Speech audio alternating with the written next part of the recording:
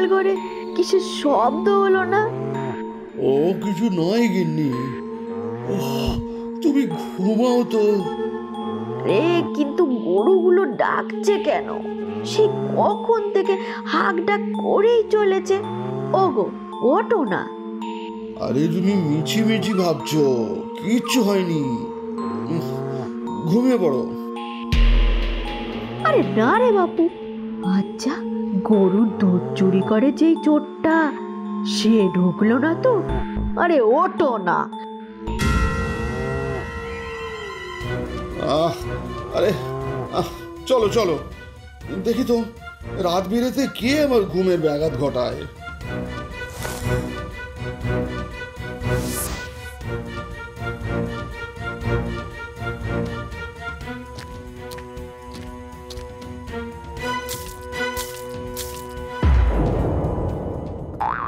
ওরে হতো ছাড়া, বদমাইশ, চোর চোর চোর!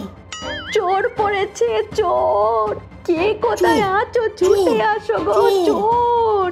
চোর পড়েছে, চোর! কে কোথায় আছো? ছুটে আসো গো, চোর!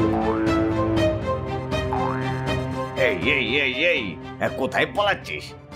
এতদিন পরে বেটাকে বাগে পাওয়া গেছে। হতচ্ছাড়া কোথাকার, আমার মুখ ঢেকেছে। আমি কিছু করিনি, আমায় ছেড়ে দাও, আমায় ছেড়ে দাও।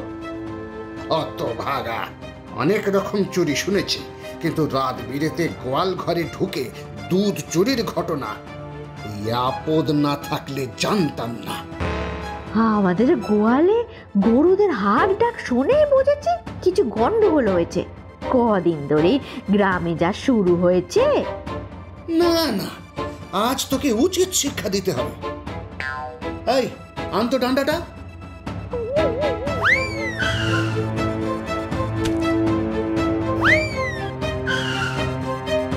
ওরে বাবারে, এত বড় ডান্ডা! বাঁচাও, আর কখনো করবো না। করার আগে মনে ছিল না? এই নে নে, এই না, মরে গেলুম। ওরে বাবা গো, ও বাবা গো, লাগছে, লাগছে গো বাবা গো।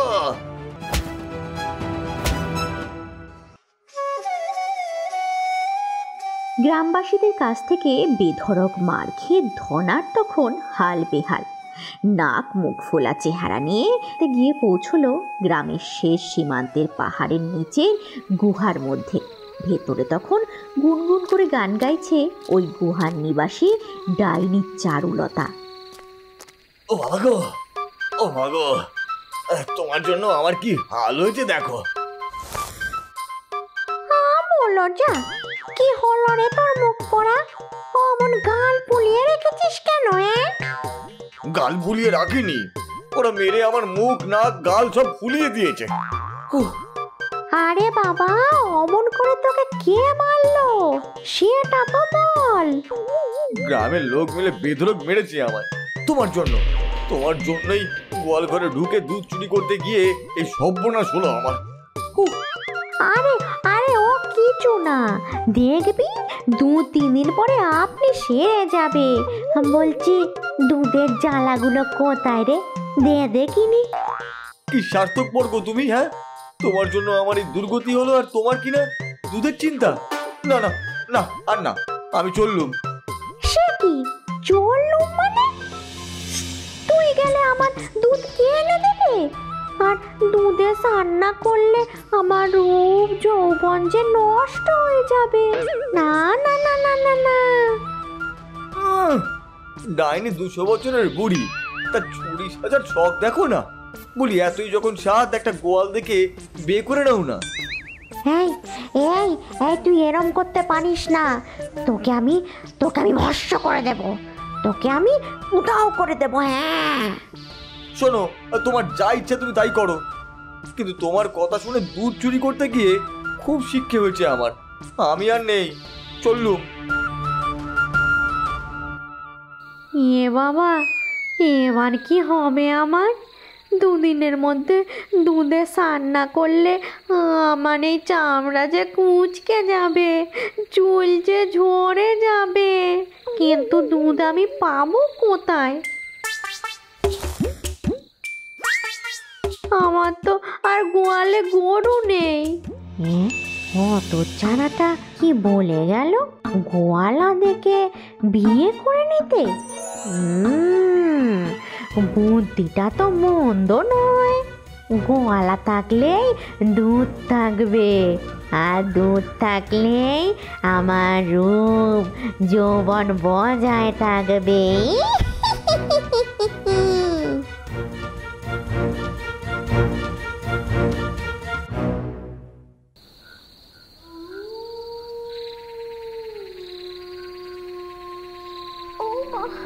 ওমা কি ব্যথা! ব্যথায় যে প্রাণ চলে গেল। কেউ আছো? ও মা গো, আর পারছি না গো। এ কি কান্নার আওয়াজ শোনা যাচ্ছে? নির্জন জায়গায় কার বাড়ি মেয়ে কাঁদে? চলে গেল। কেউ আছো? ও বাবা গো, ব্যথায় মরে গেলাম রে। কেউ কি নেই আমায় সাহায্য করার জন্য? কি হয়েছে? কি হয়েছে সুন্দরী? এই জঙ্গলে বসে তুমি এমন করে কাঁদছো কেন? ও বাবা গো, মরে গেল। আমার পায়ে কাঁটা ফুটেছে, কিন্তু বের করে দেওয়ার কেউ নেই। মনে হচ্ছে ব্যথাতেই মরে যাব। বাবা! আরে ও কথা বলবে না, আমি আছি তো। আমি তোমার পায়ের কাঁটা এক্ষুনি বের করে দিচ্ছি। দেবে? তুমি কাঁটাটা বের করে দেবে? ও বাবা, কি ব্যথা! এরপরে লক্ষণ তাড়াতাড়ি করে ডাইনির পা থেকে কাঁটাটা বের করে দিল। ডাইনি তার ছদ্মবেশী সুন্দরী রমণীর চাহনি দিয়ে এমন করে তাকালো যে লক্ষণের মন যেন মোহিত হয়ে গেল। সে মুগ্ধ দৃষ্টিতে ডাইনির দিকে তাকিয়ে রইল। তুমি কে গো? নিশ্চয়ই ভগবানের দূত।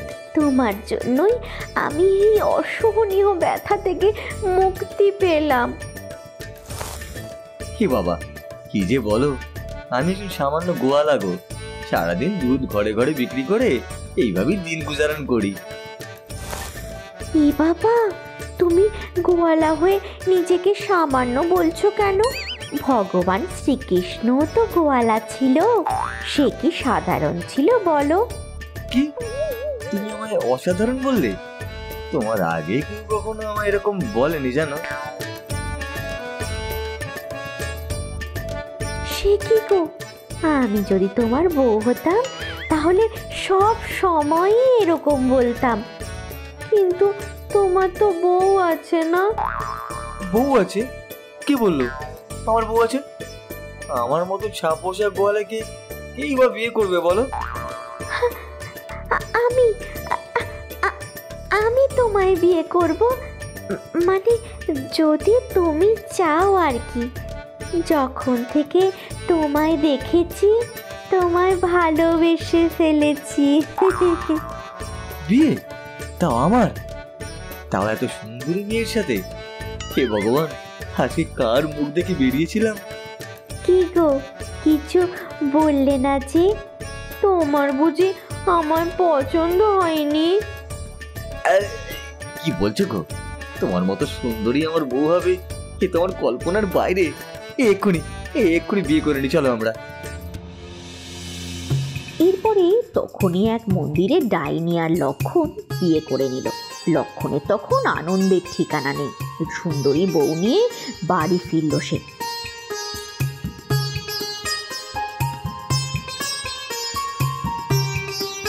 সারা গ্রামে সে তার বউয়ের সুনাম করে বেড়ালো। এদিকে ডাইনি তো বেজায় খুশি।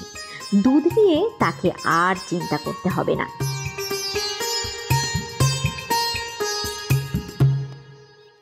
কিরে লক্ষণ, এত তাড়াতাড়ি বাড়ির পথে যাচ্ছিস যে?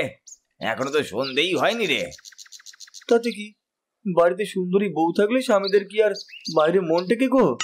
যাই হোক, তোমরা এসব বুঝবে না। বাবা, এমন করে বলছিস যেন তোর বউ কোনো রাজকন্যে। গোয়ালার বউয়ের আবার রূপের দিমাগ কি রে? এই একদম ফালতু কথা বলবে না। আমার বউয়ের মতো সুন্দরী আর রূপসী বউ এই গ্রামে কেন, আশেপাশে 10টা গ্রামেও নেই, বুঝলে? থাক, রূপেরও তো অহংকার করা উচিত নয়, জানিসই তো। 100 বার করব, 1000 বার করব। আমার বউ সুন্দরী, তাই আমি গর্ব করব নাই বা কেন? হ্যাঁ, তোমাদের তো আর সেই ভাগ্য নেই। এই লক্ষণে তো খুব বাড়বাড়ন্ত হয়েছে দেখছি, অহংকারে মাটিতে বাবলি পড়ছে না।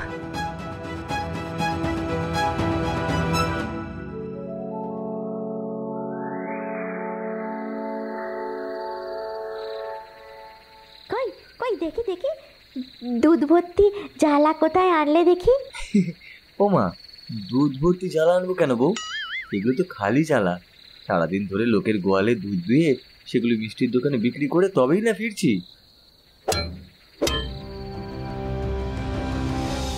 এ বাবা, ও কি কথা? খালি জ্বালা নিয়ে আমি কি করব? আমার তো দুধ ভর্তি জ্বালা চাই। দুধ ভর্তি জ্বালা কেন? তুমি কি করবে দুধ ভর্তি জ্বালা দিয়ে? হায় কপাল, তুমি তো কিছুই জানো না। এই যে আমার এত সুন্দর রূপ, এই ভরা যৌবন, সব কি এমনি এমনি নাকি? তার মানে?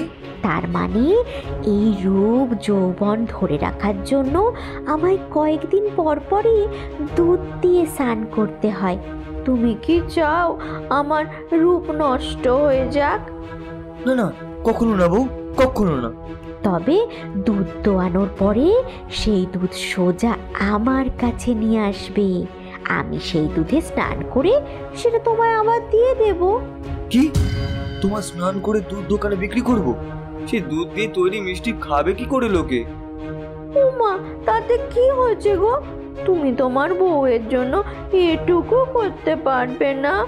থাক তবে, আমার রূপ যৌবন নষ্টই হয়ে যাক, থাক। আহা, রাগ করো না বউ। আমি কি বলেছি আমি আনবো না? তুমি যেমনটা বলবে আমি তেমনটাই করব, কেমন? এরপর থেকে লক্ষণ বাড়ি বাড়ি দুধ দুইয়ে সেই দুধ আগে বউয়ের কাছে নিয়ে আসে। বউ সেই দুধে স্নান করে, তারপরে সেই দুধ সে মিষ্টির দোকানে নিয়ে যায়। অনেক সময় লোকের বাড়িতেও দিয়ে আসে। এইভাবে বেশ কয়েকদিন কেটে গেল। একদিন, আরে লক্ষণ, তোর ব্যাপারটা কি বলতো? ইদানিং দুধে খুব জল মেশাচ্ছিস, বল। জল মেশাচ্ছি দুধে? ছিচি, ও কথা মুখে নো না দাদা, কখনো না। তবে গরুগুলো বুঝি ইচ্ছা করে বিস্বাদ দুধ দিচ্ছে? তোর দেওয়া দুধে না আছে স্বাদ, না আছে রং, কেমন যেন জলের মতো একাশে। এগুলো কিন্তু খুব অন্যায় হচ্ছে দাদা। আমি সিধে সাদা মানুষ, গরু দুধ দেয়, আমি সেই দুধ দিয়ে তোমাদের দিই।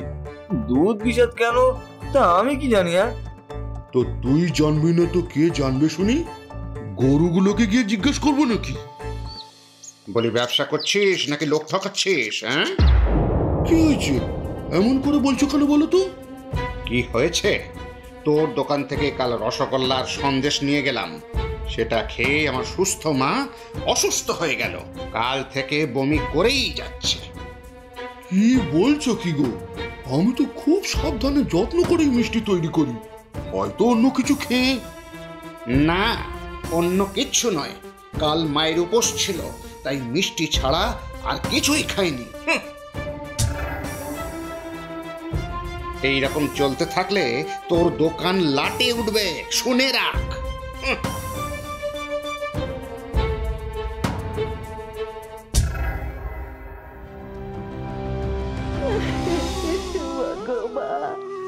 হে ভগবান, কোন বাপে শাস্তি দিলে গো আমায়? আমার সুস্থ বাচ্চাটাকে কেন এভাবে কেড়ে নিলে ভগবান? আগো, দাসবাবুর বউটা এবার কি নিয়ে বাঁচবে বলো দেখিনি? এত বছর পরে কত কষ্ট করে একটা বাচ্চা হলো। ইস,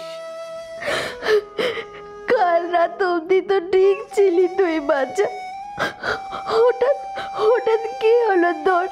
এবার আমি কি নিয়ে বাঁচবো বল? আহা, কাল রাত অবধি বাচ্চাটা একদম ঠিক ছিল জানিস। সকালে উঠে দুধ খাওয়ার পর থেকেই রক্ত বমি করছিল। কদিন আগে আমার মায়ের কি শরীর খারাপ, কত ডাক্তার বুদ্ধি করে তবে ভালো হলো। ঠিক বলেছো তো।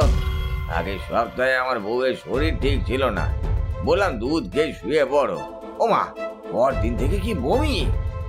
আচ্ছা, তোরা খেয়াল করেছিস গ্রামের সকলেই দুধ নয়, দুধের তৈরি কোনো জিনিস খেয়েই অসুস্থ হচ্ছে। সত্যি তো, কথাটা তো মন্দ বলনি। আর আমাদের গ্রামের গোয়ালা বলতে তো একজনই আছে, লক্ষণ। তবে কি লক্ষণ দুধে কিছু মেশাচ্ছে?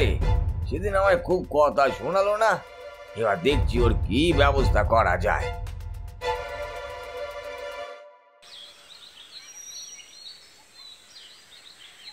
বলি, ও বউ, বউ, এই নাও তোমার দুধ। তাড়াতাড়ি স্নান করে নাও, একটু পরে দুধ নিয়ে দোকানে যেতে হবে আবার। আচ্ছা বেশ, তুমি জ্বালাগুলো রেখে চলে যাও, আমি স্নান করে নিচ্ছি। বউ, ও বউ, বলছি যখনই দুধ দিয়ে স্নানের সময় হয় তুমি এরকম মুখে ঘোমটা দিয়ে থাকবে কেন গো? বলো না, বলো বলো।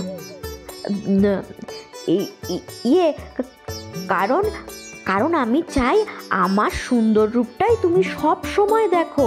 হ্যাঁ। কি যে বলো না বউ, আমার কাছে তুমি সব থেকে রূপসী।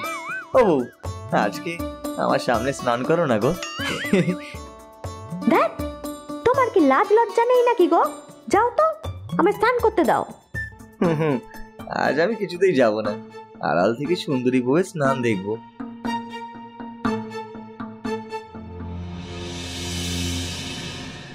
একটু পরে লক্ষণ অবাক হয়ে দেখলো ঘোমটা সরাতেই ধীরে ধীরে একটা খুনখুনে বুড়ির চেহারা বেরিয়ে এলো। তার হাত পা কুচকানো, চুল সাদা। লক্ষণের তখন হৃৎপিণ্ডটা যেন মুখের কাছে উঠে এসেছে। সে আরো বিস্মিত হয়ে দেখলো দুধ ভর্তি একটা গামলার মধ্যে স্নান করে উঠতেই বুড়ির চেহারা নিমিষে পাল্টে গেল। এই তো কি সুন্দরী আর যৌবনবতী হয়ে গেলাম আমি। ওই গোয়ালা কোনো দিন টের পাবে না। এটা কি দেখলাম আমি? এটা যে গ্রামের শেষ প্রান্তে গুহায় বাস করে সেই ডাইনি, যে রূপ বদল করতে পারে। হায় হায় হায়, এবার কি হবে আমার? এদিকে লক্ষণের বিক্রি করা দুধে গ্রামের লোকেদের মধ্যে মহামারী দেখা দিল। ছোট ছোট বাচ্চারা দুধ খেয়ে মারা যেতে লাগলো, আর মধ্যবয়স্করা অসুস্থ হতে শুরু করলো। তখন গ্রামের লোকজন মিলে লক্ষণের বাড়িতে হাজির হলো। এদিকে লক্ষণের তখন আর কিচ্ছু বুঝতে বাকি নয়। হ্যাঁ রে হতচ্ছাড়া লক্ষণ, তোর ব্যাপারটা কি? হ্যাঁ, দুধে তুই কি মিশিয়েছিস যে সারা গ্রামের লোক অসুস্থ হয়ে পড়েছে? আমি কিছু জানি না, বিশ্বাস করো, আমি কিছু জানি না। তোর জন্যই গ্রামের নিরীহ শিশুগুলো মারা গেছে, নিরপরাধ লোকগুলো অসুস্থ হচ্ছে।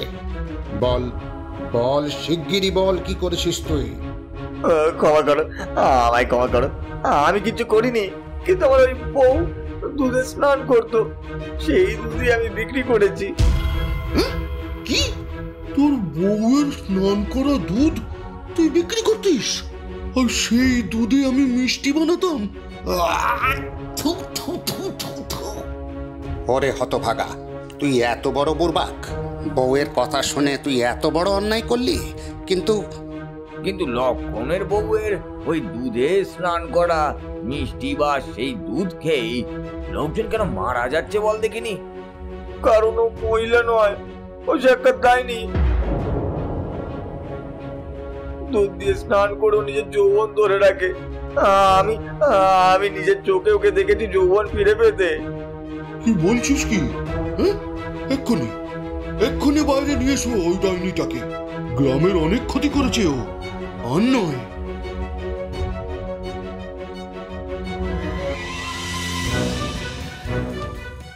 এই বলে গ্রামের লোক ডাইনিটাকে টেনে হিচড়ে নিয়ে আসলো ঘরের বাইরে। ছাড় ছাড় বলছি, আমায় ছাড় ছাড়। বজ্জাত ডাইনি, শয়তানি, নিজের যৌবন ফেরানোর খুব ইচ্ছে তোর, তাই না? এবার দেখ তোর কি হয়। সাধু বাবা!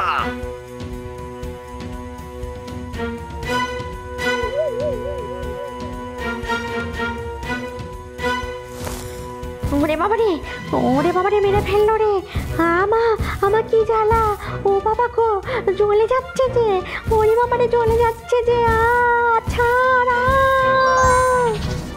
লক্ষণ, শুধু তোর বোকামির জন্য গ্রামের এতগুলো লোক খেসারত দিল। কাউকে বিশ্বাস করা ভালো, কিন্তু অন্ধ বিশ্বাস করা ভালো নয়, মনে রাখিস।